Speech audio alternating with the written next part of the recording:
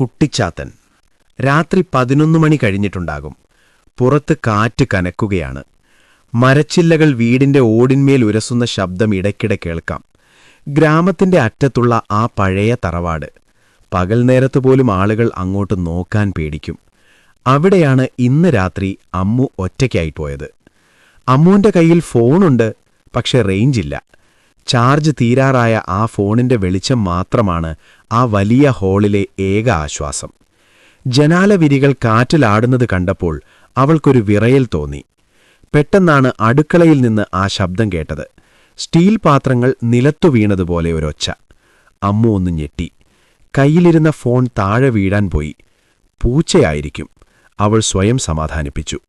പക്ഷെ അടുത്ത നിമിഷം ആ വലിയ തടിവാതിൽ ആരോ ആഞ്ഞു തള്ളിയതുപോലെ തനിയെ അടഞ്ഞു. കൂടെ കരണ്ടും പോയി. വീട് ശ്വാസം മുട്ടിക്കുന്ന ഇരുട്ടിലായി. ആ ഇരുട്ടിനെ കീറിമുറിച്ചുകൊണ്ട് ഹാളിലെ തറയിലൊരു ശബ്ദം. ടക് ടക് ടക്. ചെറിയ പാദങ്ങൾ സിമന്റ് തറയിൽ അമർത്തി ചവിട്ടി നടക്കുന്നത് പോലെ. അത് കാറ്റല്ല, പൂച്ചയുമല്ല, അതൊരു മനുഷ്യന്റെ നടത്തമാണ്. പക്ഷേ വളരെ ചെറിയ ഒരാളുടെ. അമ്മുവിന് നാവ് പൊന്തിയില്ല. എങ്കിലും സർവ്വധൈര്യവും സംഭരിച്ച് അവൾ ചോദിച്ചു, ആരാ അവിടെ? മറുപടി ഉണ്ടായില്ല. പകരം ഒരു ചെറിയ കുട്ടിയുടെ നേർത്ത ചിരി കേട്ടു. ആ ചിരിയിൽ കുസൃതിയുണ്ടായിരുന്നു, ഒപ്പം ഭയപ്പെടുത്തുന്ന ഒരു വിറയലും. നിനക്കെന്നെ കാണണോ? ശബ്ദം വന്ന ദിക്കിലേക്ക് അവൾ തിരിഞ്ഞു. അടുക്കളയുടെ മൂലയിൽ അലമാരയുടെ നിഴലിൽ 2 തിളങ്ങുന്ന ചുവന്ന കണ്ണുകൾ, പൊടിപിടിച്ച മുഖം, കെട്ടുപിണഞ്ഞ മുടി. അത് കുട്ടിച്ചാത്തനായിരുന്നു. ഐതിഹ്യങ്ങളിൽ കേട്ടതുപോലെയുള്ള ഒരു ഭീകരരൂപമല്ല, മറിച്ച് ദേഷ്യവും സങ്കടവും തോന്നിക്കുന്ന ഒരു വിചിത്ര രൂപം. അമ്മു പിന്നോട്ട് മാറി. എന്നെ ഒന്നും ചെയ്യരുത്, ഞാനൊന്നും ചെയ്തിട്ടില്ല. കുട്ടിച്ചാത്തൻ പതുക്കെ മുമ്പിലേക്ക് വന്നു. അവന്റെ ശബ്ദം കാറ്റിനേക്കാൾ തണുപ്പുള്ളതായിരുന്നു. നിനക്കെന്നെ പേടിപ്പിക്കണമെന്നില്ല, പക്ഷേ എന്നെയും ഈ വീടിനെയും എല്ലാവരും മറന്നുപോയി. മറവിക്കൊരു പ്രത്യേകതയുണ്ട്, അത് സ്നേഹമുള്ളവരെപ്പോലും ക്രൂരന്മാരാക്കും. ജനാലകൾ വല്ലാതെ ആടിയുലഞ്ഞു.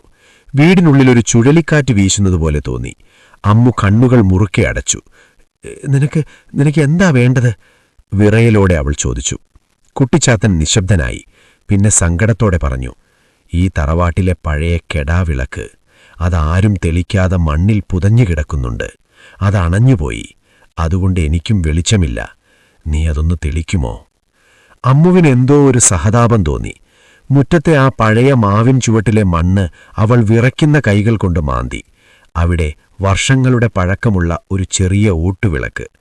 അവളത് തുടച്ചെടുത്ത് ഒരു തരി വെളിച്ചം കൊളുത്തി. വിളക്ക് തെളിഞ്ഞ ആ നിമിഷം വീടിനുള്ളിലെ ആ ഭീകരമായ കാറ്റു നിന്നു. തണുപ്പുമാറി ഒരു ഊഷ്മളത പടർന്നു. കുട്ടിച്ചാത്തന്റെ ആ ചുവന്ന കണ്ണുകളിലെ ക്രൗര്യം മാറി.